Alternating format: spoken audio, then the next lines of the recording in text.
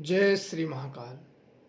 इस संसार में लोग तरह तरह के दुख से दुखी रहते हैं और अपनी दुख और समस्या के निवारण के लिए वो कहीं न कहीं जाते रहते हैं और वो उसे हटाने का प्रयास करते हैं। आज मैं ऐसे ही एक अनुभव आप लोगों को बताऊंगा जो कि संतान प्राप्ति ना होना उस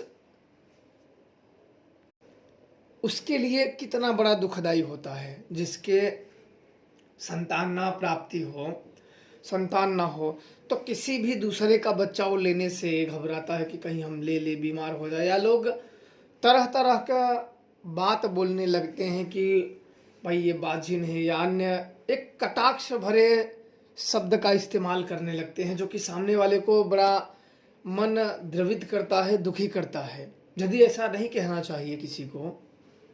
अपने अपने भाग्य होते हैं, अपने अपने नसीब होते हैं, या कुछ किसी के बुरे कर्म या कुछ ऐसी क्रियाएं जो सामने वाले को प्रभावित करती हैं और उसके कारण सामने वाले की जिंदगी में समस्या का उत्पन्न हो जाता है, जो कि सही उसका निवारण ना करने की वजह से वो समस्या उसके साथ रहती है।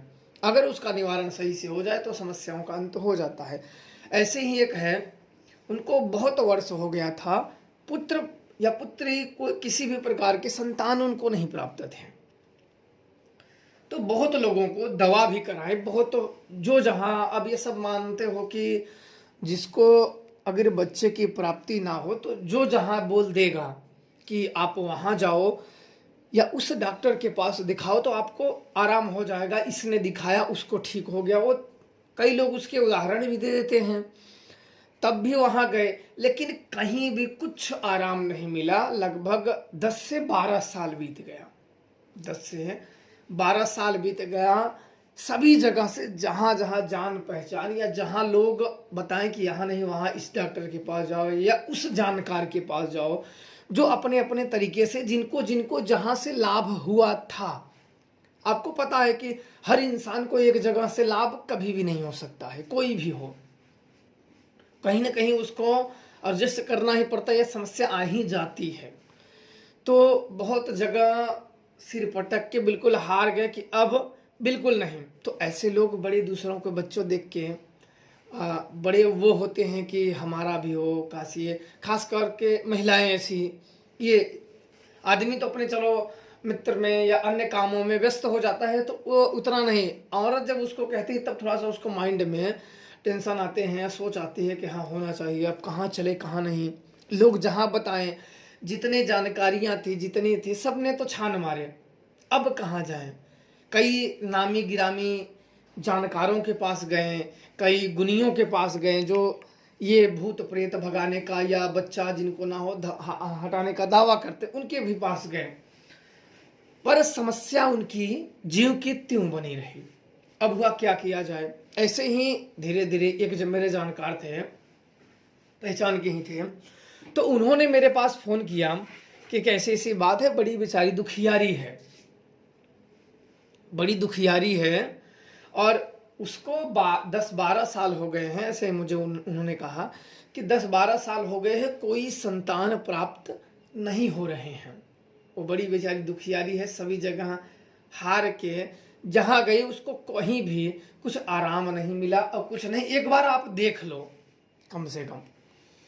तो मैंने कहा कि हो सकता है कि ऊपरी बाधा ना हो। मैंने सोचा कि अगर भाई इतने लोगों ने देख लिया है तो उसमें अब मैं क्या देखूं। लोगों ने देखा होगा तो अगर प्रेत बाधा कुछ होगी तो आराम हो ही जाता। तो बोले कि कोई बात नहीं, आप एक शक के ही तौर पे कुछ अपने देवताओं से भेज के जांच लो कि क्या प्रेत बाधा है या नहीं, क्या रुकावट है, बस ये जांच लो। एक मन का वहम मान के मैं आपके देवताओं का पूजा भेज दे रहा हूँ और आप एक जांच के, मैं उसका फोटो नाम भेज दे रहा हूँ, आप जांच के बस देख लीजिए आज और कल मुझे बता दीजिए। तो मैंने आधे ही मन से मैंने बोला अरे, तो उन्होंने कहा कि आधे मन से नहीं, आप थोड़ा सा देख लीजिए। तो मैंने बोला अच्छा ठीक है। तो मेरा मन तो था कि नहीं होगा ऐसा, क्योंकि लोगों ने 10-12 साल से तो कहाँ कहाँ लोग ऐसा उनका ये कहना था कि हमने सभी जगह दिखा लिया और आप भी देख लो। मतलब ऐसे कि सभी जगह दिखा लिया तो बिना मन के नहीं होता है कि आपका भी इच्छा है तो आप भी, इतने लोग देखे तो आप भी देख लो।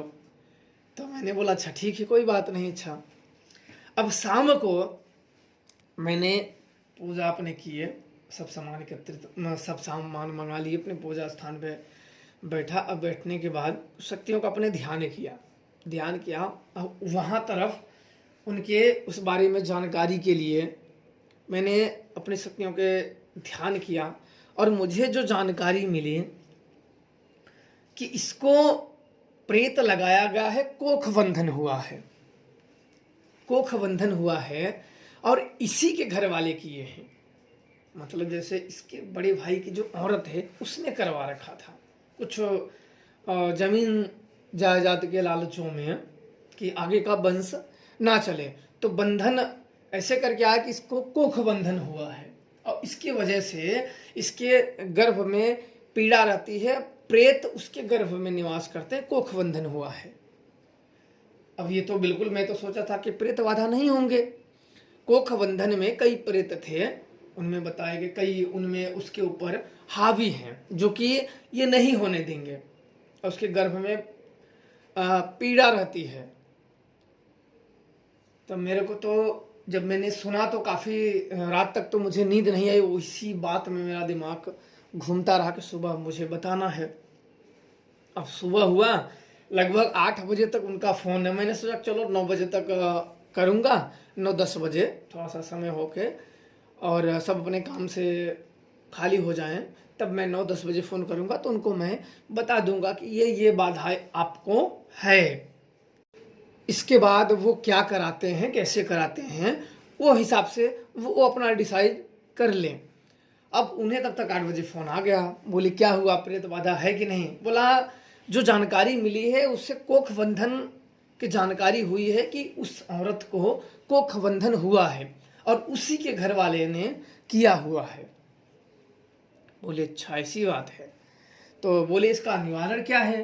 बोले इसका निवारण यही है कि उसको रोकना होगा, फिर अपने बच्चे की आगे की करें। बोले अच्छा ठीक है, मैं सामने वाले से बात अच्छा कर लेता हूँ, उनको मैं बता देता हूँ। बोले ठीक है। और मैंने जो गुप्त बातें थी उनकी, जो उसके ऊपर वो समस्या रहती थी, वो मैंने उसे बताया। कुछ इस प्रकार हैं कि जैसे उसको रात में उसके साथ कोई आ रहा है, कोई उसके साथ सो रहा है, सुबह में उसके शरीर में बिल्कुल दर्द रहना, जैसे शरीर की ताकत बिल्कुल ख़त्म हो गई है, पूरा शरीर में, बदन में एकदम बिल्कुल टूटना, पूरी हड्डियों में, जैसे जोड़ों में दर्द रहना, सुबह में कमजोरी महसूस करना, चक्कर जैसी, काम करने का मन न करना, छोटी छोटी बात में किसी के प्रति गुस्सा आ जाना, किसी को उलट पुलट बोल देना गुस्से में, और मन हमेशा चिड़चिड़ापन रहना, किसी दूसरों के बारे में सोचते रहना हमेशा। मैंने कई ऐसी चीज़ जो मुझे इनसे ज्ञात हुआ वो मैंने सारे उन्होंने बता दिए जो उनके साथ। तो उन्होंने मान लिया कि हाँ यही एक्यूरेट, बिल्कुल 100% मेरे साथ यही घटना हो रही है। स्वप्न में बच्चों का दिखना, आना जाना, तो ये प्रेती जो मैटर होता है, जो ये समस्या आती है, उसमें बच्चों का भी दिखना होता है कि स्वप्न में सो जाओ, कोई बच्चा आ रहा है, कोई जा रहा है, कोई इस प्रकार से इर्द गिर्द। मतलब उसमें किसी भी कहानी में, किरदार में बच्चे जरूर किधर से न किधर से उसमें रहेंगे, स्वप्न किधर से भी आए, लेकिन उसमें कभी कभी बच्चे उसमें किरदार में शामिल होते हैं, जो कि वो गर्भ, एक जो फल होता है, जो अपनी भाषा में बोलते हैं गर्भ को, बच्चे को, वो लगने नहीं देता है। अब इसके बाद वहाँ से ये हुआ कि अब इसे रोकिए। मैंने बोला ठीक है। अब मैंने महाकाली को, मैंने सोचा कि माता काली को ही प्रार्थना करता हूँ इन्हें रोकने के लिए, यही वो हैं जो रोक सकती हैं।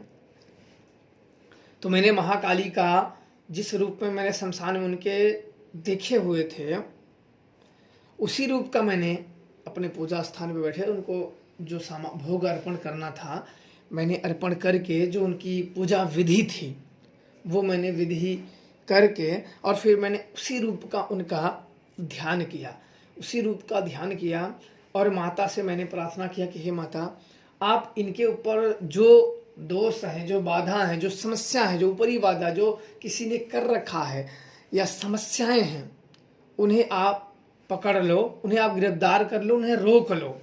और बच्चे होने में अगर ये सब बाधाएं हैं तो इस बाधा को रोक लो और समस्याओं को दूर कर दो। ऐसे मैंने प्रार्थना की है और जो बातें उनसे मैंने कहें वो गुप्त तरीके की है, वो मैंने कहें और फिर मैंने कुछ सामग्री उठाए उनको उनकी तरफ फेंक दिया और उन्हें कुछ काम बताया कि आपको यह और ऐसे ऐसे कर लेना है। अब उन्होंने ऐसे ऐसे कर लिया।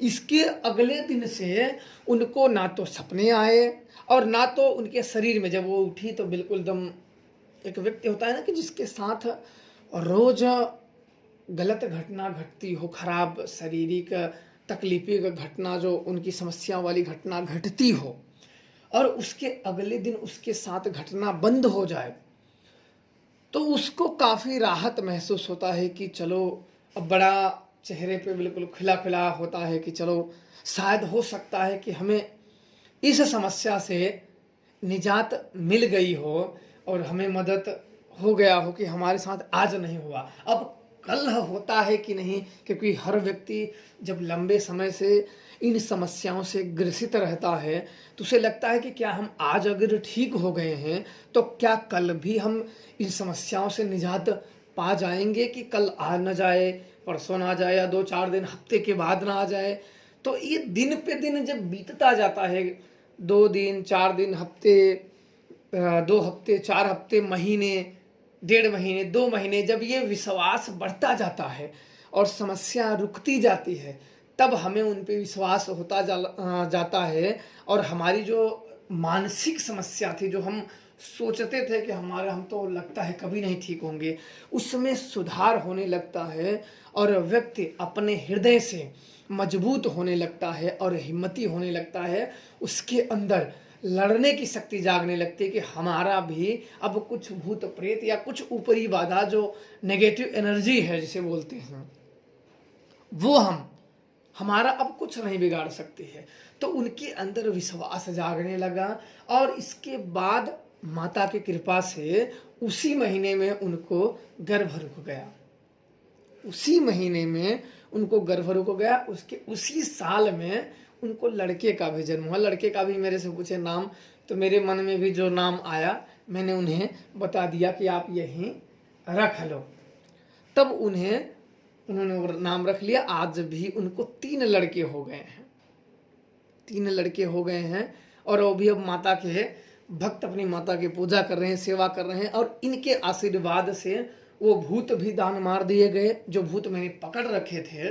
क्योंकि भूत हम पकड़ते, हम क्या करेंगे, क्योंकि हम कोई, अगर देखो कोई भी ऐसे स्थानों पर रखो, जैसे कोई जहाँ बहराम लगाते हैं, जहाँ लोग भूत प्रेत का इलाज करते हैं, तो कोई वृक्ष होता है उसमें भूतों को रख दिए जाते हैं। तो ये काफ़ी ऐसी चीज़ होते हैं कि वहाँ अगर कोई देख रेख ना हो तो भूत किसी का वहाँ बैठते हैं तो किसी के साथ वो चल भी देते हैं। जैसे कोई भूत आया और वहाँ उस पेड़ में, वृक्ष में लग गया तो कुछ भूत आके वहाँ बैठ भी जाते हैं, तो कुछ किसी के साथ चल भी देते हैं। कोई अपनी समस्या दूर भी करता है तो कोई समस्या लेके भी वहाँ से जाता है।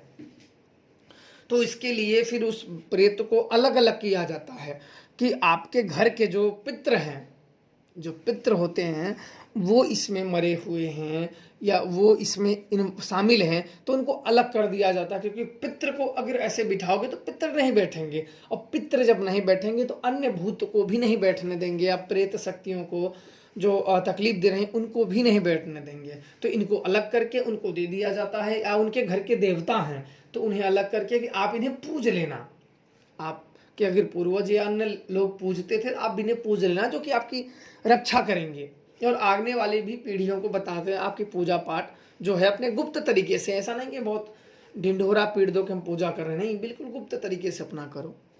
और जो रहे प्रेत जो हानि पहुंचाते हैं, लगाए गए थे, जो अन्य गुनिया द्वारा लगाया गया था, उसे पकड़ के दान मार दिए जाते हैं, दान मार दिए जाते हैं, ताकि उस नाम से वह प्रेत सदा सदा के लिए उससे छुटकारा मिल जाए और उसके जीवन में दोबारा ऐसी समस्या ना आए। इसके बाद उसके जीवन से ये ऊपरी बाधा, भूत प्रेत, नेगेटिव शक्तियों का असर खत्म हो जाता है। फिर वो बिल्कुल अपने जीवन को जैसे आम लोग जीते हैं वैसे वो जीते हैं। और आज भी वह परिवार बिल्कुल माता के आशीर्वाद से सुख है और शांति है, और उनके पूजा पाठ करते हुए अपना जीवन सुख शांति से व्यतीत कर रहा है। जब भी मिलते हैं मुझे भी बड़ा सुकून मिलता है कि चलो मेरे हाथ से सही माता ने यह कार्य करवाए। हम करने वाले कौन होते हैं जब तक वो पराशक्ति न चाहे।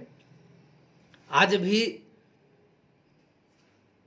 वो सदैव माता के गुणगान गाते रहते हैं और हम भी बड़े प्रसन्न होते हैं कि हमारे हाथ से ही सही ऐसे काम हुए।